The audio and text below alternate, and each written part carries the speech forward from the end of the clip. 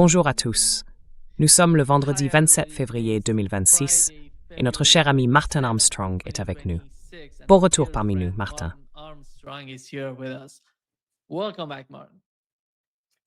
Oh, c'est toujours un plaisir de te voir.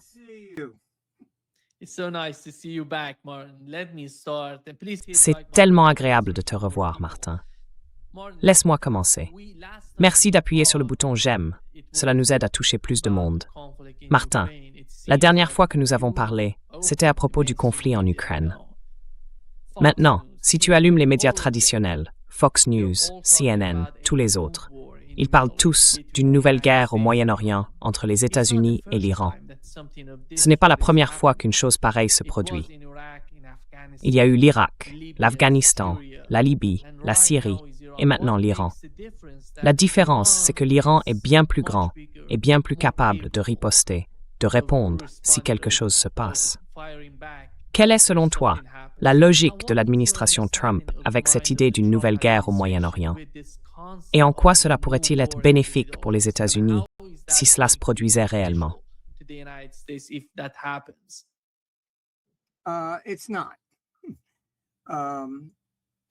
Ce n'est pas le cas. Les personnes qui poussent pour cela sont les néoconservateurs. L'Iran a toujours été le grand objectif. Je crois que c'était même le général Wesley Clark qui est allé au Pentagone et a dit « Ils m'ont dit qu'ils allaient entrer en Irak ». Et il a répondu « Ah, vous avez lié Saddam au 11 septembre ». Ils ont dit « Non, on y va juste ». Et ils lui ont dit qu'ils avaient l'intention d'intervenir dans 7 pays. C'est fondamentalement un rêve néoconservateur. En plus de cela, c'est le rêve de Netanyahou. La plupart des gens ne le savent pas, mais Netanyahou a étudié à Philadelphie. Je l'ai rencontré, enfin c'était il y a très longtemps. Il traînait souvent avec la famille de Bill Kristol.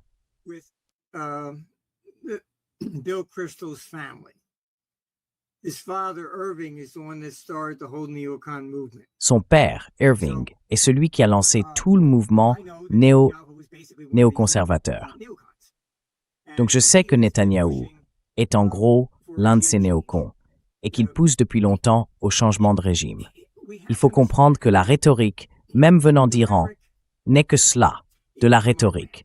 Je veux dire, ils n'ont jamais vraiment eu l'intention de mener une guerre et d'envahir Israël. Ils ne le pourraient pas de toute façon.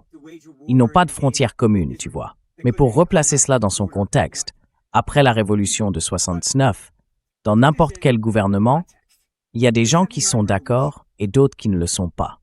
Donc c'est assez classique. Si tu veux, enfin, quelqu'un devrait écrire un livre intitulé « Comment manipuler la société 101 » ou quelque chose du genre, tu vois. Quand un gouvernement rencontre des difficultés internes, il doit se trouver un ennemi extérieur.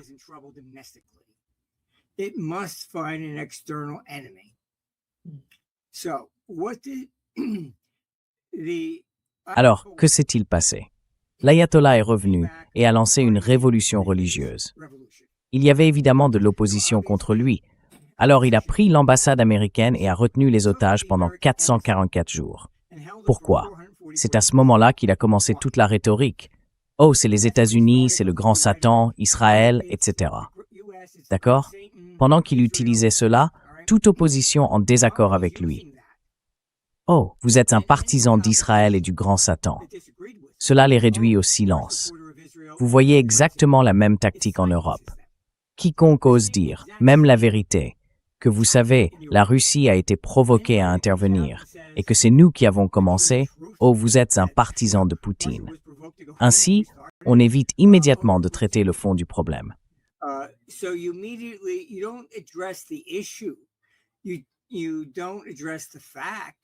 Vous n'abordez pas les faits, vous attaquez essentiellement le messager. Si vous ne pouvez pas débattre des faits, vous attaquez le messager. C'est une tactique politique classique. L'ayatollah a diabolisé les États-Unis et Israël pour réduire son opposition au silence en 1969. Le problème, c'est qu'on ne peut plus faire marche arrière ensuite. C'est la même chose en Europe. L'Europe ne peut pas soudainement dire « Oh, d'accord, faisons la paix avec Poutine ». Non, il est maléfique, c'est le diable, il doit être détruit.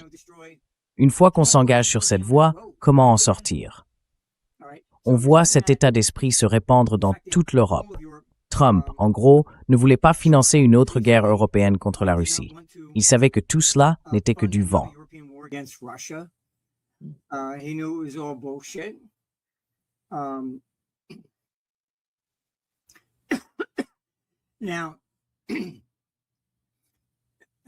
Comme vous le savez, on m'a convoqué.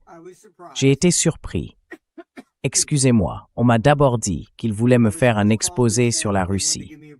Très bien, j'ai donc emmené mon assistante avec moi. Je pensais que ce serait simplement un exposé. J'ai été étonné qu'il veuille m'en faire un. Tout court. Quand je suis arrivé, elle a dû quitter la salle. J'ai dit, qu'est-ce que c'est, la sécurité nationale maintenant? Ils ont répondu oui. Puis, ils m'ont demandé de rédiger un plan de paix que Poutine accepterait. Je veux dire, ils savent que j'ai des canaux parallèles parce que je suis dans ce milieu depuis longtemps.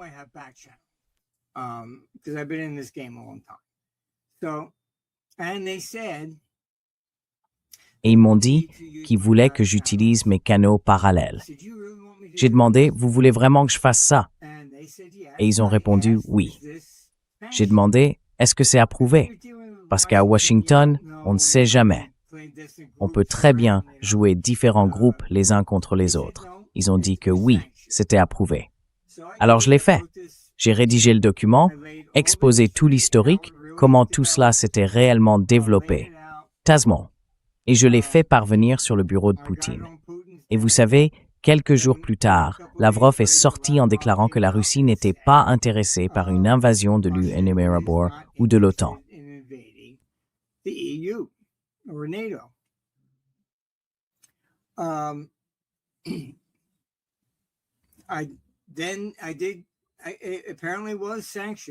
Alors je l'ai fait, apparemment c'était approuvé, puisque j'ai reçu une lettre de Trump me remerciant.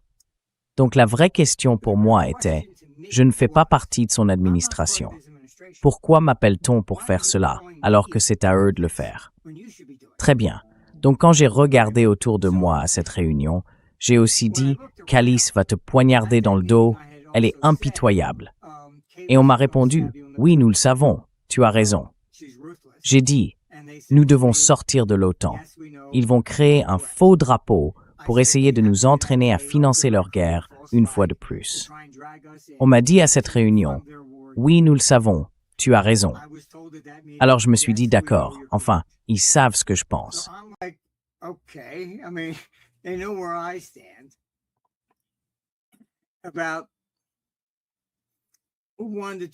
Environ 1 à 2 semaines après que j'ai proposé ce plan de paix, Rubio se lève publiquement et déclare « Nous ne quitterons pas l'OTAN ».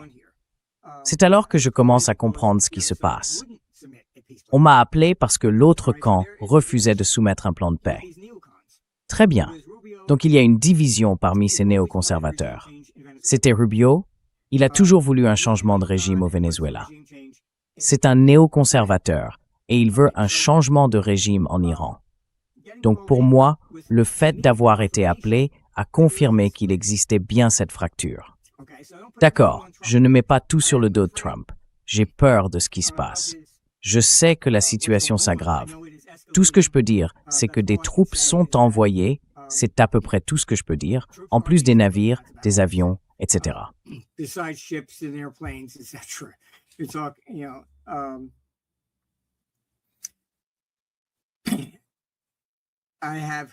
J'ai entendu dire que certains s'entraînaient et s'attendaient à ce que ce soit une opération d'1 semaine. Mon ordinateur n'est pas d'accord.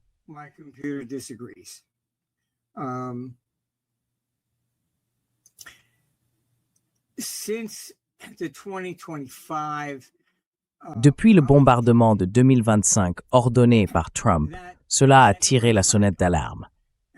Ce qui s'est passé, c'est que la Chine a fourni beaucoup plus d'assistance technique à l'Iran.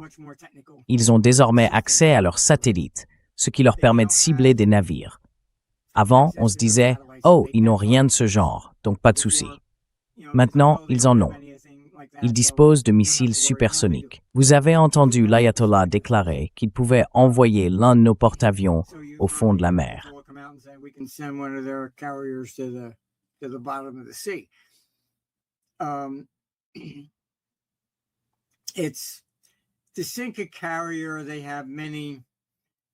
Pour couler un porte-avions, il faut franchir de nombreuses couches de défense. Ce serait extrêmement difficile à faire, même s'il était touché par un seul missile. Cependant, ce qu'il pourrait faire, et c'est une inquiétude que j'ai déjà exprimée, c'est peut-être endommager le pont d'envol et le rendre inutilisable. Ce serait une gifle psychologique pour les néoconservateurs. Aucun porte-avions n'a été coulé depuis la Seconde Guerre mondiale. Et jusqu'à présent, tous ceux qu'ils ont attaqués n'étaient pas vraiment capables de se défendre. Cette fois, c'est différent. Et la Chine, je crois, leur a également fourni son dernier radar, capable de détecter les avions furtifs de 5e génération. Donc je ne pense pas que ce soit une promenade de santé. Ce n'est pas le Venezuela, où l'on entre et sort très vite. Cela n'arrivera pas. Je me demande donc qui est vraiment aux commandes.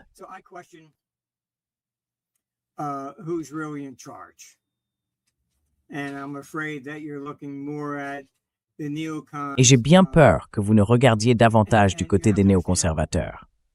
Il faut comprendre qui sont ces gens. Ils continuent d'avancer, peu importe qui est président. Ils étaient tous là dans l'administration Biden. Ils étaient là dans celle de Clinton. Ils étaient là sous Obama lorsqu'ils ont attaqué la Libye.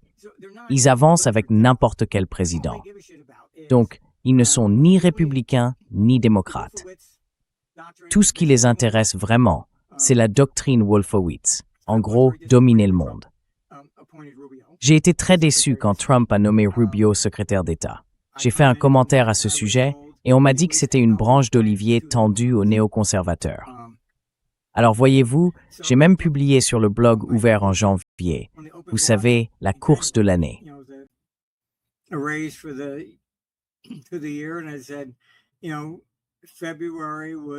Et j'ai dit, vous savez, février était la date cible que l'ordinateur indiquait pour l'Iran et pour tout le Moyen-Orient en général. Et maintenant, vous avez aussi le Pakistan qui attaque l'Afghanistan, pile dans le timing prévu.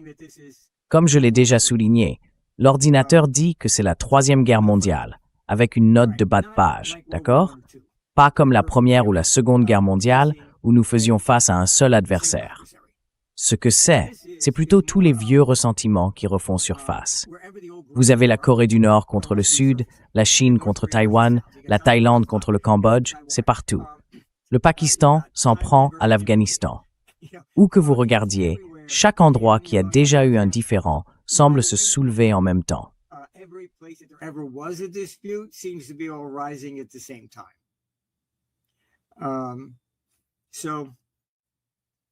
Donc, je ne suis pas optimiste quant au fait que cette guerre avec l'Iran sera courte et facile. J'ai bien peur qu'elle ne soit beaucoup plus longue. Dick Cheney avait dit, je ne me souviens plus si c'était dans 60 minutes ou dans une autre émission, je ne sais plus laquelle, mais à propos de l'invasion de l'Irak, il avait déclaré « Oh non, cela ne durera que quelques semaines, pas des mois. » Cela a duré 8 ans. Je ne sais pas. Quand j'étais à cette réunion, eh bien, ils savent que j'ai déjà rencontré plusieurs de ces néoconservateurs. Bill Kristol a même pris la parole lors d'une de nos conférences. Donc, ce n'est pas une théorie du complot. J'ai réellement rencontré un certain nombre de ces personnes. Et je leur ai dit, écoutez, dans une analyse, il faut essayer de comprendre les choses. C'est comme Sun Tzu.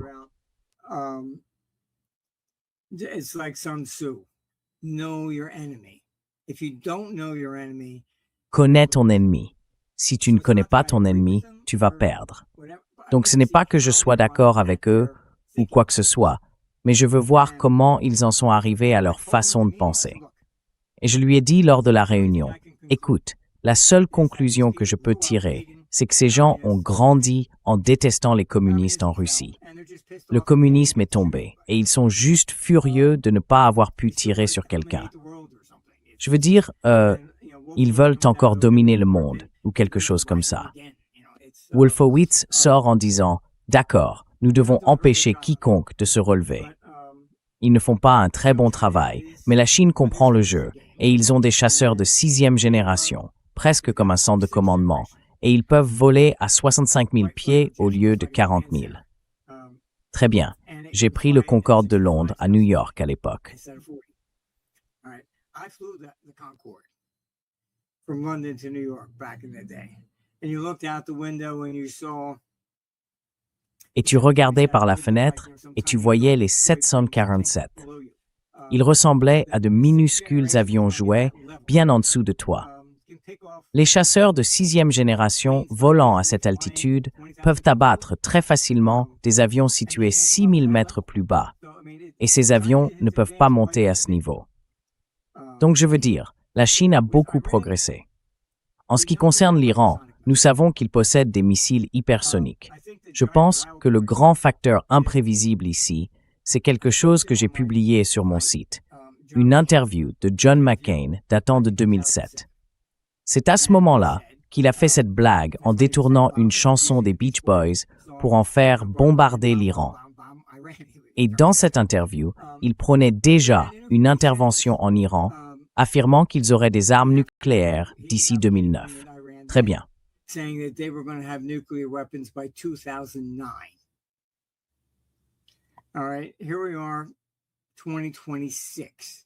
Nous voilà en 2026, et il continue de dire « Oh, ils sont à 1 semaine ou à 2 semaines, ou peu importe. » Écoutez, ça fait presque 20 ans qu'ils travaillent là-dessus.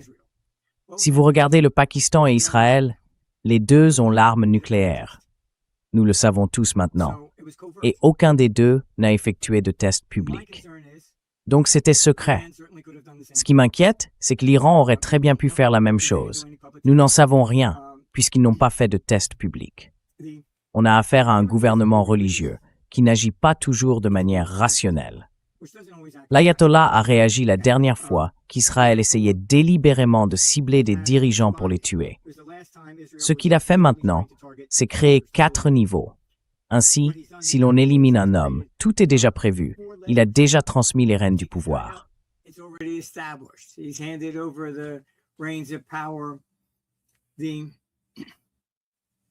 Pour moi, la garde iranienne ressemble davantage à la garde prétorienne romaine. Vous savez, on élimine l'empereur, et ils trouvent simplement quelqu'un d'autre pour pouvoir garder leur poste. Éliminer l'ayatollah ne résoudra pas le problème. Cela pourrait même l'aggraver. Bon, c'est la même chose que ce que j'ai déjà dit à propos de Zelensky. Il continue d'essayer d'assassiner Poutine. Poutine est en réalité le plus raisonnable. Ceux qui sont derrière lui sont bien pires et appuieraient sur le bouton.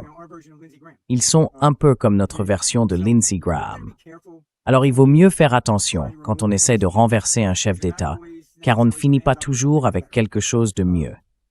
Et dans le cas de l'Iran, la garde iranienne contrôle l'économie.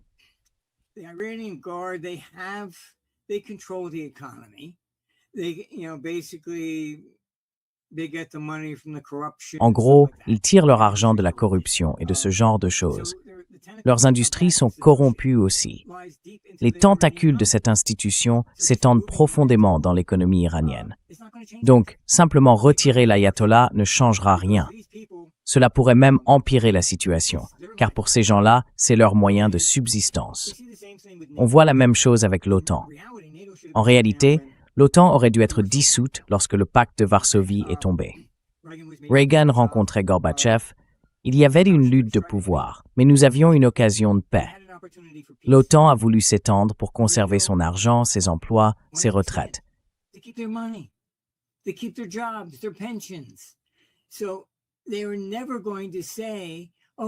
Il n'allait donc jamais dire « Oh, faisons la paix avec la Russie ». Si vous faites la paix avec la Russie, ils se retrouvent au chômage. Ils doivent donc dire « Oh, la Russie veut envahir l'Europe d'un jour à l'autre. Donnez-nous plus d'argent et nous vous protégerons. » C'est comme un système de protection mafieux. Vous allez les voir et vous dites « Nous protégerons vos magasins ou autres. Vous n'avez qu'à nous payer tant. » Une fois qu'on crée une agence quelconque, et peu importe de quel gouvernement il s'agit, elle se battra bec et ongle pour conserver sa position.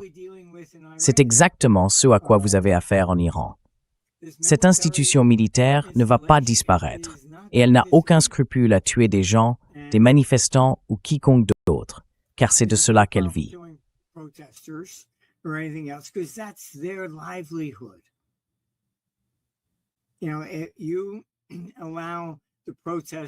Tu sais, si tu laisses les manifestants renverser le gouvernement, ils se retrouvent sans raison d'être, d'accord?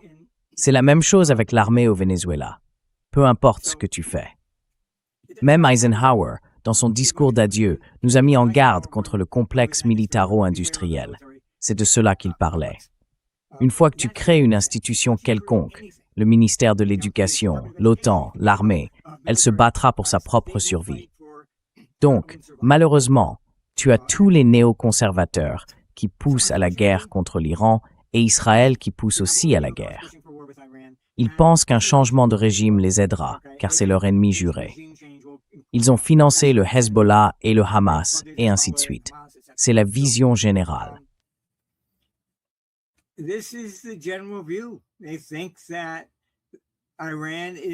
Ils pensent que l'Iran est le grand prix, qu'il suffit de le retirer de l'équation pour contrôler le Moyen-Orient. Je ne crois tout simplement pas que ce sera aussi simple. Le risque, c'est aussi que la Chine obtient environ 80% de son pétrole et que la Chine soit le premier importateur de pétrole au monde. Donc, si vous coupez cet approvisionnement, la Chine a désormais un intérêt national en jeu. Alors que se passe-t-il? Interviennent-ils? Ce qui m'inquiète, c'est que l'Ukraine est notre guerre par procuration. Personne ne se soucie vraiment qu'il reste encore un seul Ukrainien debout à la fin. Tout ce discours sur la paix, c'est du baratin. Il s'en moque. Je veux dire, Boris Johnson a pris l'avion tant de fois. Aucune paix. Impossible de signer des accords de paix.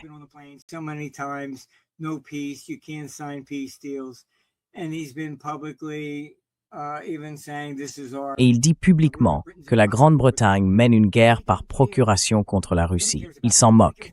Personne ne se soucie d'eux. Personne ne se soucie du peuple roumain. Ils ont renversé leur dirigeant élu parce qu'il était anti-OTAN. Oh, l'élection a été truquée par la Russie. Non, ce n'est pas vrai. Le peuple roumain ne voulait pas aller en guerre. Et l'OTAN construit la plus grande base d'Europe en Roumanie pour attaquer la Russie.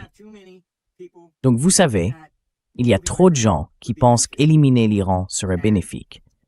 Et je pense qu'il faut être prudent en abordant la semaine du 9 mars. Mais je pense que la situation va s'intensifier.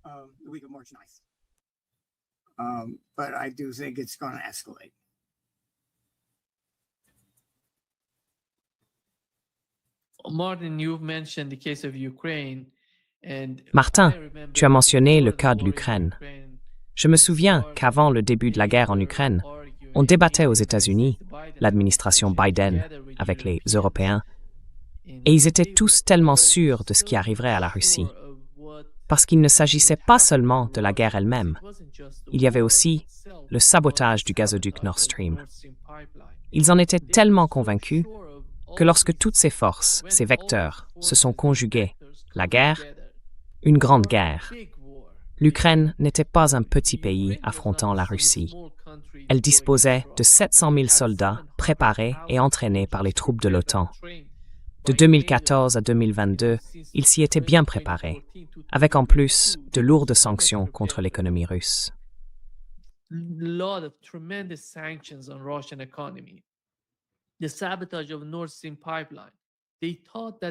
sabotage du gazoduc Nord Stream, ils pensaient pouvoir démanteler la Russie, la transformer en fédération, la balkaniser. Et aujourd'hui, c'est la même chose. Regardez ce qui se passe dans les médias traditionnels. Il y a tellement d'illusions, cette idée qu'ils peuvent réellement y parvenir. S'ils n'ont pas pu le faire avec la Russie, ils pensent pouvoir le faire au Moyen-Orient. Que l'Iran pourrait être morcelé en différentes parties et que cela résoudrait tout. Que ce serait un paradis pour l'avenir de l'Iran. À mon avis, ils essaient de vendre ce genre d'illusions. Mais qui va y croire dans l'administration Trump? L'achètent-ils vraiment?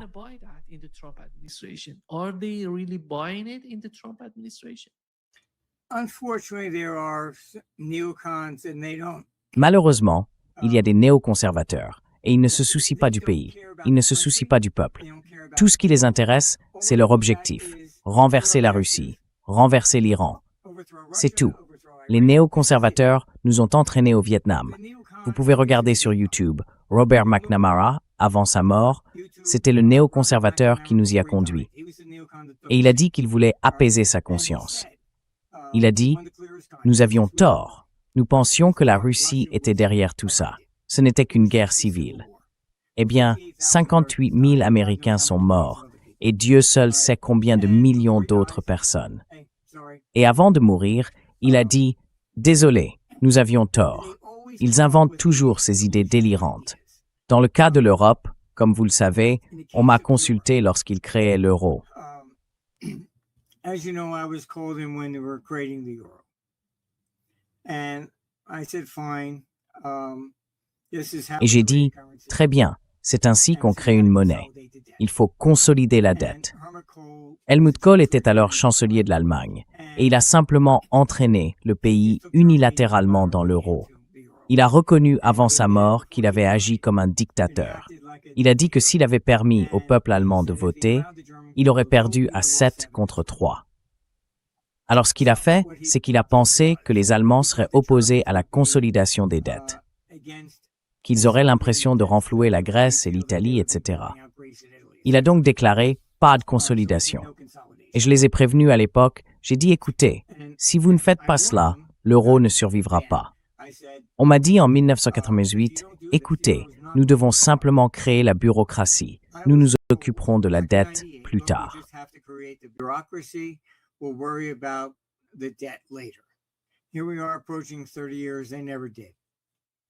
Nous y voilà près de 30 ans plus tard, et ils ne l'ont jamais fait. Maintenant, ils savent qu'ils ont des ennuis. J'ai eu des conversations où j'ai demandé « D'accord, si un pays a des problèmes, peuvent-ils simplement s'en débarrasser ?» Prenons l'Italie, par exemple. Chaque banque centrale a émis ses propres euros. Il y a un petit code dessus qui indique quelle banque a émis quoi. Alors j'ai demandé, très bien, admettons, pour les besoins de la discussion, que vous excluiez l'Italie. Est-ce que cela signifie que toute la monnaie en euros imprimée par la Banque d'Italie n'est plus valable? Et ils m'ont simplement répondu, c'est une question intéressante, nous n'y avions pas pensé. Mais cette conversation portait sur le fait de se débarrasser du Sud, de regrouper le Nord, encore une fois, désespéré de conserver l'euro.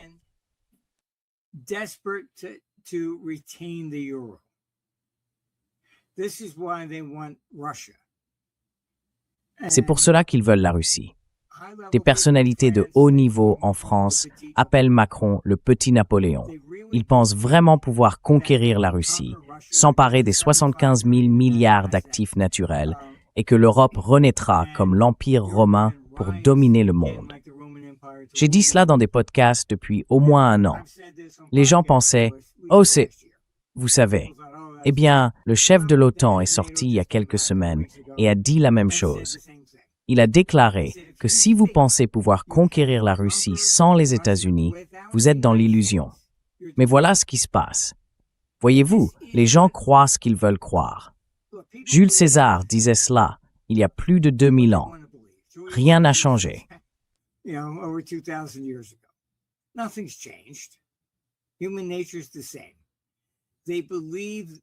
La nature humaine est la même. Ils croient que, puisqu'ils échouent, ils veulent croire qu'ils peuvent conquérir la Russie et sauver la situation. D'accord?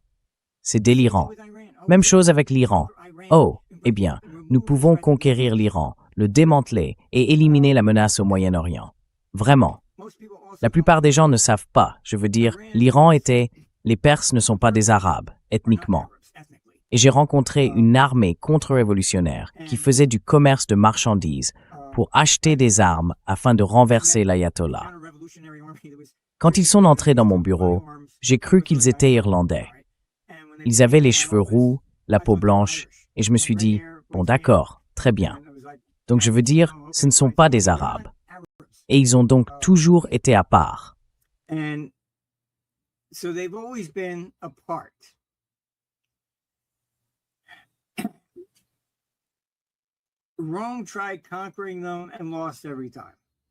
Rome a essayé de les conquérir et a perdu à chaque fois. Donc tu vois, c'est une longue histoire. Et je ne serai pas, tu sais, je ne suis pas vraiment optimiste quant à leur capacité à y parvenir. C'est la même propagande qu'ils fabriquent parce qu'ils veulent y croire. J'ai entendu dire que si nous entrions à Moscou pour renverser Poutine, ils pensent qu'ils auraient droit à une parade triomphale et que le peuple leur dirait merci. Tu sais, ça ne marche pas comme ça.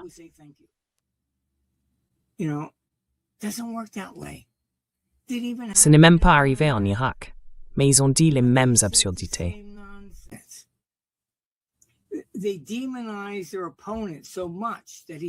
Ils diabolisent tellement leur adversaire.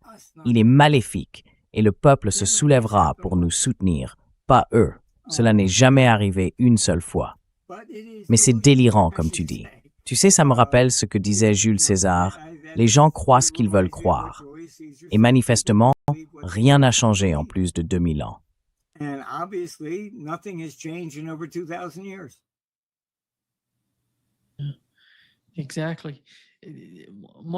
Oui, exactement.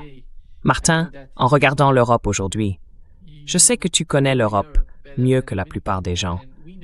Et nous savons que tout le conflit en Ukraine est d'une certaine manière le produit d'une forme de haine envers la Russie, parce qu'ils n'ont pas pu conquérir la Russie. Tant de fois, ils ont essayé de s'emparer de toutes ces ressources et ils n'y sont pas parvenus. Peut-être que c'est de là que vient cette haine, tu sais, cette tentative incessante de leur part. Mais en ce moment, ils voient l'Ukraine s'effondrer sous leurs yeux, et pourtant, ils ne reculent pas. Que se passe-t-il en Europe?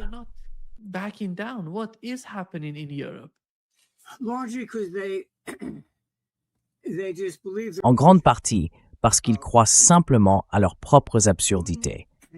Poutine n'a jamais été intéressé par la conquête de l'Ukraine. D'accord, il a appelé cela une opération spéciale, parce que, selon lui, il s'agissait d'aller défendre les Russes présents dans le Donbass. Très bien, mais leur interprétation c'est « Ah, en réalité, il voulait toute l'Ukraine ». Donc, le fait qu'il n'ait pas réussi à le faire prouve que la Russie est faible et qu'on peut la vaincre. Voilà le problème. Et il y avait les accords de Minsk, signés par toute l'Europe, ainsi que par l'Ukraine, pour permettre au Donbass de voter et de se séparer. Et Merkel, à ma grande surprise, a déclaré à Der Spiegel, parce qu'on lui avait posé la question, « Pourquoi n'aviez-vous pas appliqué les accords de Minsk ?»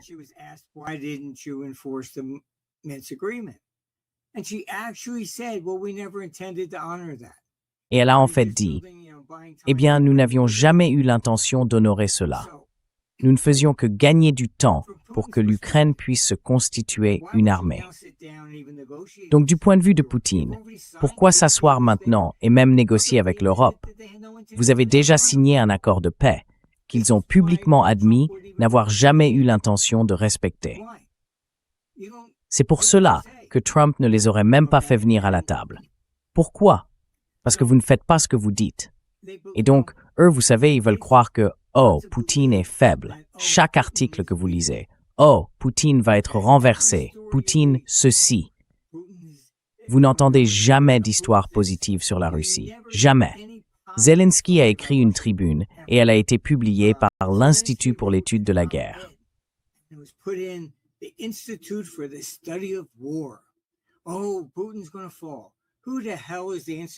Oh, Poutine va tomber.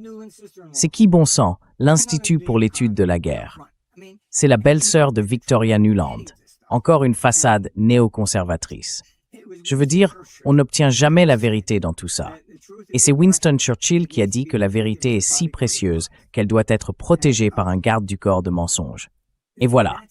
Je veux dire, l'Europe, si elle n'a pas de guerre avec la Russie, elle va s'effondrer. Et je pense que c'est une autre raison pour laquelle on m'a fait venir. Parce qu'ils savent que je connais bien l'Europe et que j'ai traité avec les gouvernements, les banques centrales et tout ça. J'étais là à sa création. Donc je veux dire, ils savent comment les choses fonctionnent, depuis la base.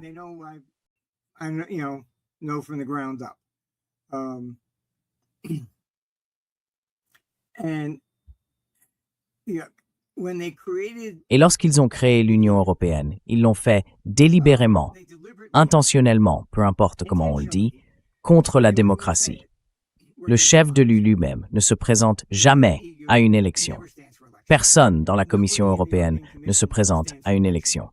Ils sont tous nommés, d'accord? Et cette conception a été faite intentionnellement, parce qu'ils pensaient que les gens étaient trop stupides pour savoir ce qui est bon pour eux. C'est une vision très très arrogante.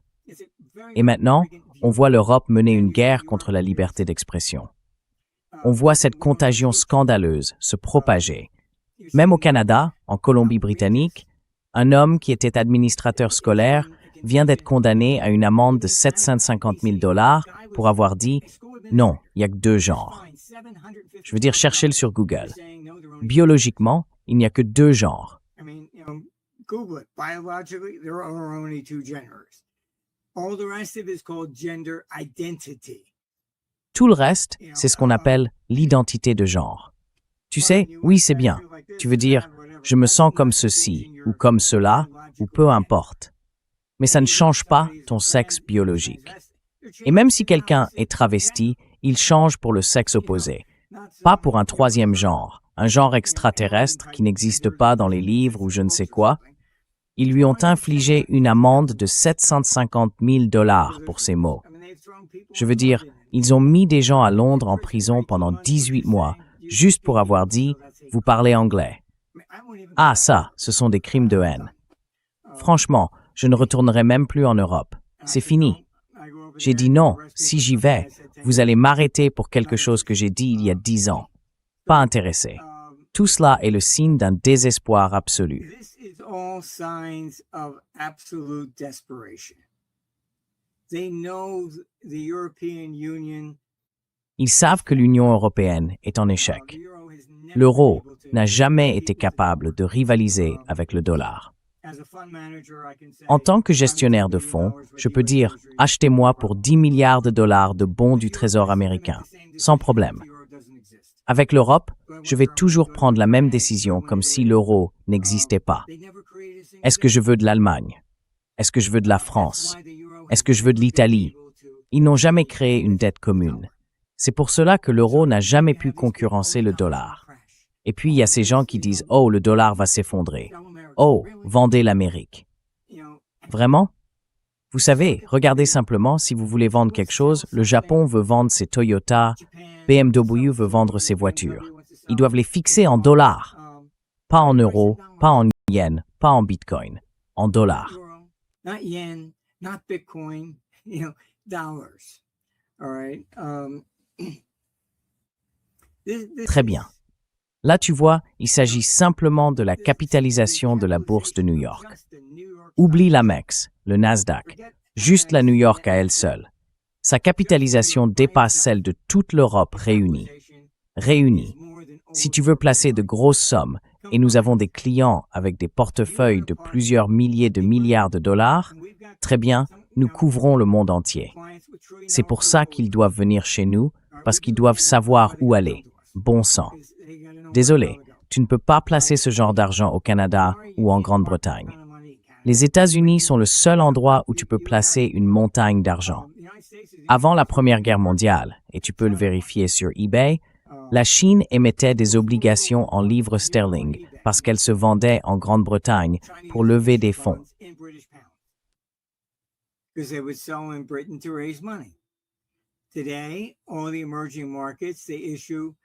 Aujourd'hui, tous les marchés émergents émettent de la dette en dollars parce qu'ils peuvent la vendre à New York pour lever des fonds.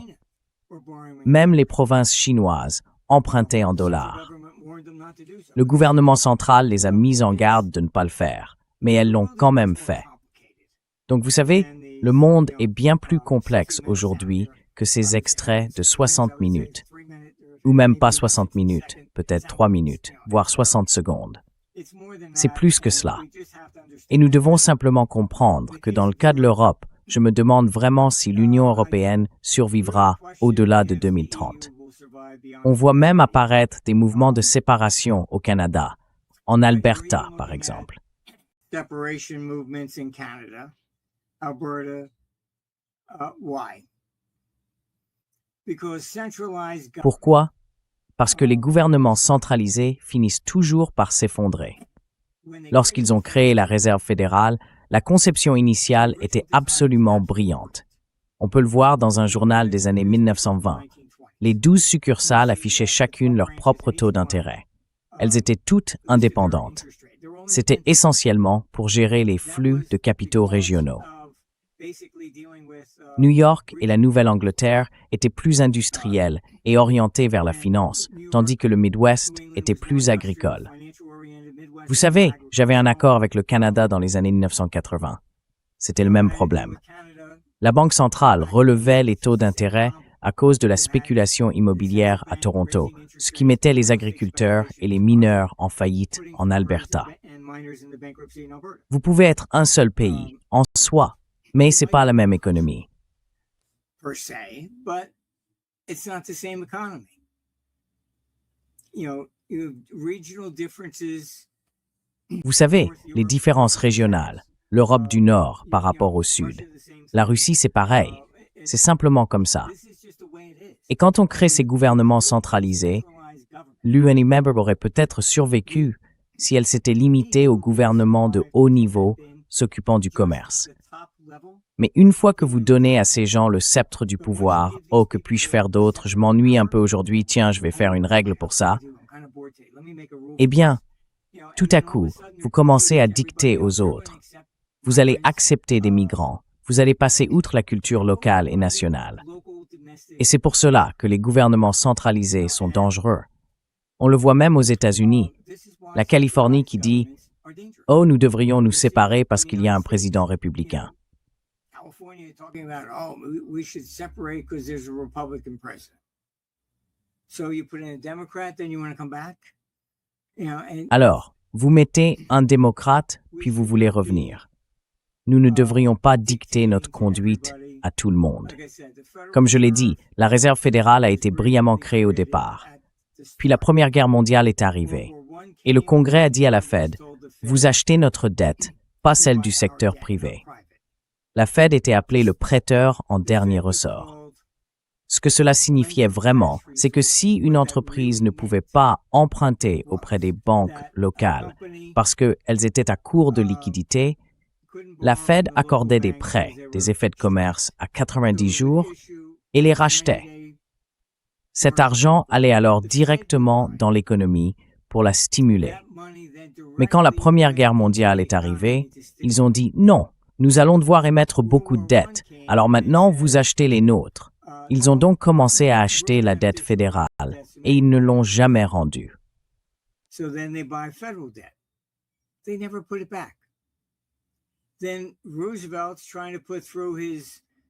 Puis Roosevelt essaie de faire passer sa version adoucie du marxisme et il usurpe tous les pouvoirs de la Réserve fédérale en 1935. Il crée un président fédéral qu'il installe lui-même, une solution unique pour tous, un seul taux d'intérêt pour tout le monde. Il a détruit tout ce que la Fed était censée faire. La Seconde Guerre mondiale arrive et le Congrès dit à la Fed, « Nous voulons que vous pratiquiez l'assouplissement quantitatif. Si nos taux obligataires augmentent, vous devez en acheter pour les maintenir bas. » Puis, après la Seconde Guerre mondiale, ils ont essayé la même chose à nouveau. Truman l'a fait en 1951. La Fed s'est dressée et a dit « Oubliez ça, nous en avons assez, nous ne recommencerons pas. » Très bien, c'est la première fois que la Fed montre un peu de courage. Mais la structure même de la Réserve fédérale a été complètement modifiée. Et c'est pourquoi les banques centrales sont en difficulté. And that's why central banks are in trouble.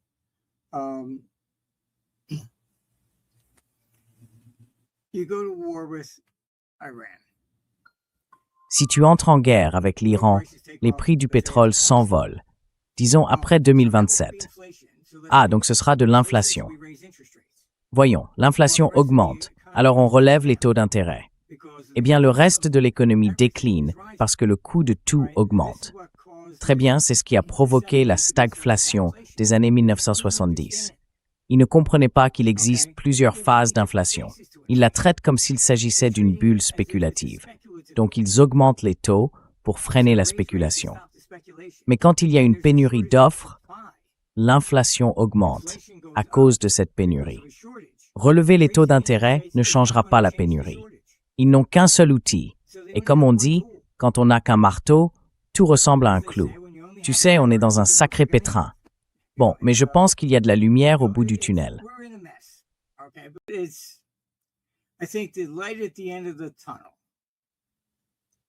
is what our computers forecasting. Est-ce que c'est ce que nos ordinateurs prévoient? Est-ce que c'est tout ce dont nous parlons ici? Et les néoconservateurs ne sont pas élus. Ils s'infiltrent toujours dans chaque administration. Regardez l'administration Biden. Je pensais que c'était la pire de toutes. Il y avait Blinken, Garland et Victoria Nuland. Regardez-les. Regardez leur parcours. Tous trois affirmaient venir des Balkans. Tous trois disaient que leur famille avait été persécutée par les Russes. Ils avaient tous un intérêt personnel à provoquer cette guerre en Ukraine. Comment se fait-il qu'ils soient tous les trois là, une seule marine? Comment peut-on avoir trois personnes avec exactement le même profil dans la même administration? Ce n'est pas une coïncidence. Parfois, vous savez, j'ai l'impression que je préférerais ne pas en savoir autant. Sometimes I feel like I just don't want to know as much as I know. Ouais, c'est un peu douloureux quand on y pense. Ouais, The light at the end of the tunnel is La lumière au bout du tunnel, c'est que si nous comprenons ces erreurs, alors nous pourrons redessiner le gouvernement. Débarrassons-nous de ces républiques. Créons une démocratie directe, un peu comme en Suisse. On nous appelle une démocratie, mais réfléchissez. À 18 ans, vous êtes trop jeune pour boire et trop jeune pour voter. Mais ce n'est pas grave, on vous donne une arme et on vous dit d'aller tuer quelqu'un. Vous n'aviez aucun droit de vote. Nous demande-t-on si nous devons partir en guerre? On ne nous interroge jamais sur la guerre. Nous demande-t-on, devons-nous faire la guerre à la Russie ou à l'Iran? Personne ne nous pose la question. Ils le font simplement. Nobody asks us that. They just do it. And now you're looking at neocons that are getting in there. Et maintenant, on voit les néoconservateurs s'infiltrer là-dedans et ils contournent les règles exactement comme FDR l'a fait pour déclencher la Seconde Guerre mondiale. La théorie, c'est que, d'accord, très bien, s'il n'y a pas de troupes au sol et que cela dure moins de 60 jours, alors il n'est pas nécessaire d'avoir une déclaration de guerre que seul le Congrès peut émettre. Donc on regarde tout cela. La dernière déclaration de guerre remonte à la Seconde Guerre mondiale. La Libye, l'Afghanistan, tous les autres. Jamais. Ce sont toujours ces néoconservateurs qui se faufilent pour créer des situations. Ensuite, on peut lancer une guerre, s'y engager, et le Congrès doit la financer parce qu'on est déjà trop impliqué, trop profondément. Ils connaissent le jeu. C'est pour cela qu'on voit toujours ces néoconservateurs essayer de se glisser dans des postes non élus. Trying to weasel their way into unelected positions.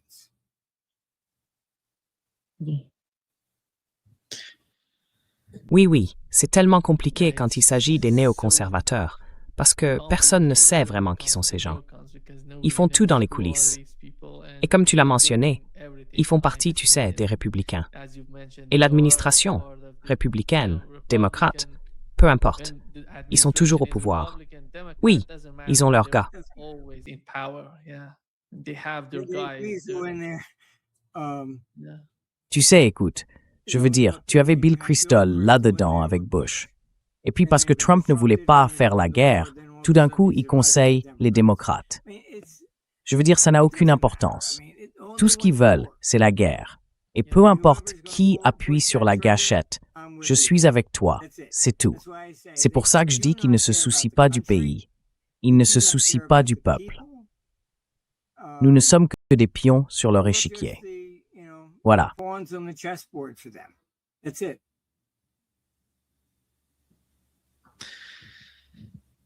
Exactement. Merci, merci Martin. Toujours un grand plaisir. Well, Eh bien, j'espère que je ne t'ai pas trop effrayé. Passe un bon moment, Martin, et à bientôt. Très bien. Merci. thank you. Au revoir.